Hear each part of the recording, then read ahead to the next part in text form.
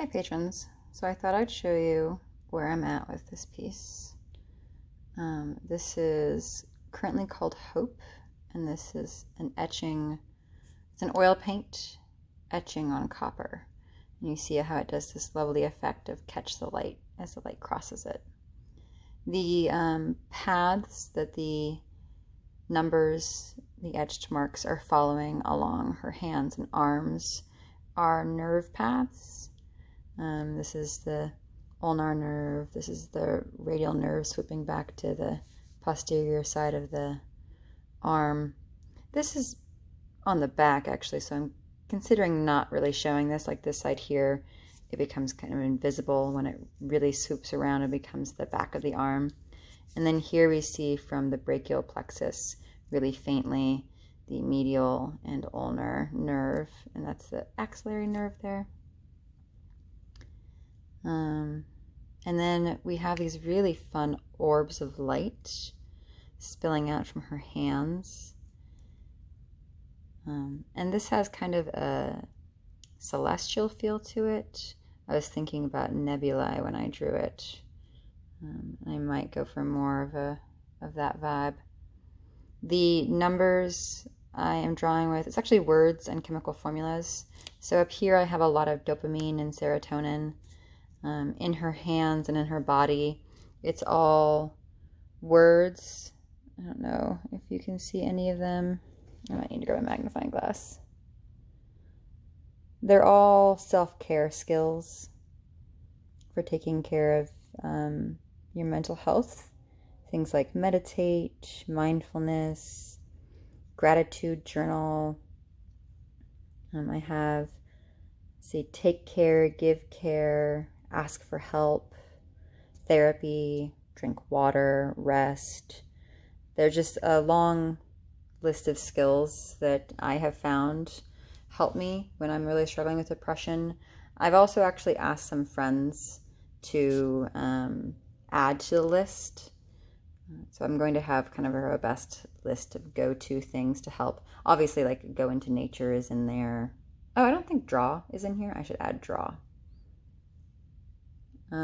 The design of the orbs spilling off, I wasn't sure of, so I called on a friend to help me with it.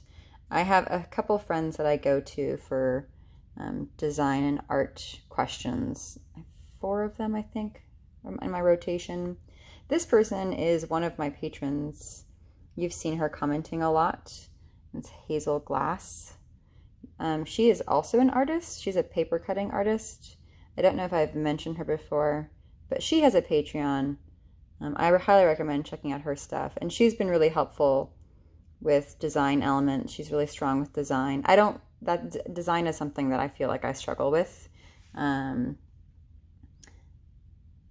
it's really helpful for me to be able to bounce ideas off of other people. My initial design was sort of going up kind of in a straight fashion, which didn't feel very organic. And she called me out on it as well. And she recommended these sort of swoopy lines. I'm probably gonna loosen them up a little bit more so that they maybe are a little bit tighter here and then open up to be sort of larger turns with a wider path up here. This might be about the right aspect ratio, but I kind of want to have more negative space up here. Yeah, so that was fun. Thank you, Hazel, for that help. As you see, I just can't stop playing with it. It's so fun. Here, I'm going to bring a light over here too, so we can see how it catches with this light. I will say that it looks really cool in the camera. It looks so much more spectacular in person. Oh, that's really cool in the dark, actually, because it feels like the light is coming from the board. I just love this. So this is a 4x6 copper etching test. I think that this is successful. I'm really excited about it. I'm happy with it in general, and I'm going to work on transferring this design to an 18 by 24, which is the size of the finished piece. I still have one question remaining, which is glazing this. The artist that inspired this, Scott M. Fisher, I believe, I saw his work where he paints oil paint on copper and scratches it. He uses a Damar varnish, which is for oil paint, and apparently will protect the copper as well. So, but this is still kind of wet, a little bit wet. I've noticed, like, it's kind of sticky when you etch it. I don't know if you can see a little bit of the texture there. So I'm going to have to wait a while before, so I have to get the oil paint off there.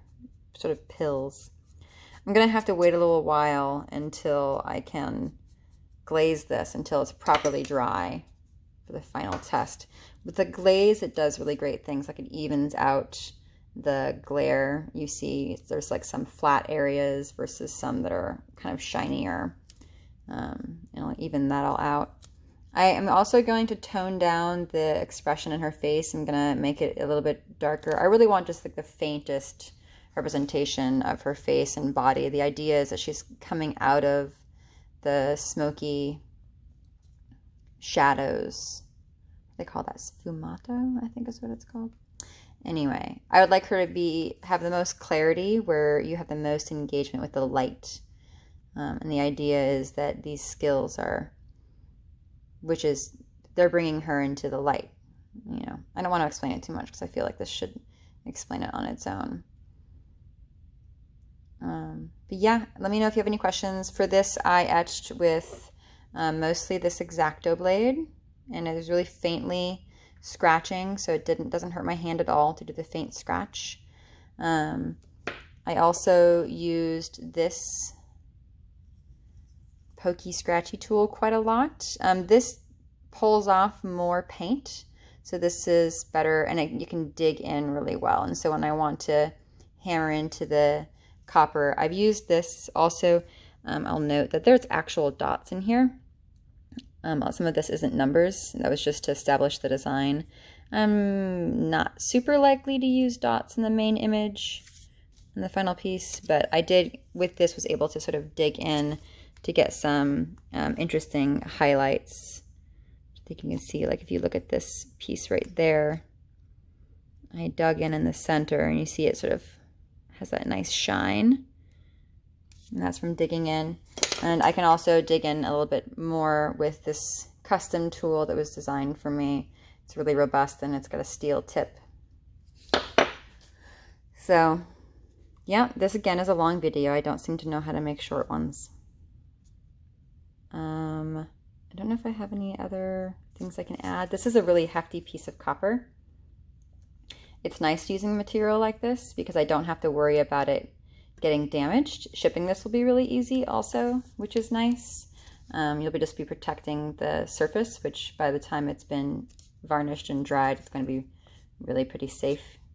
So that's nice. It's much better than shipping glass. I do have another piece I'd like to do with this technique as well, that's inspired by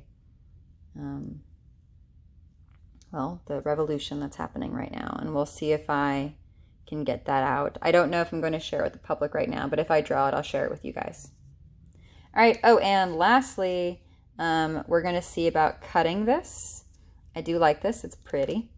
And this will be available. 4x6 copper etching will be available to you guys first. So if any of you are interested in this, contact me and we can talk about it. All right. Bye, guys. Hope you're doing well.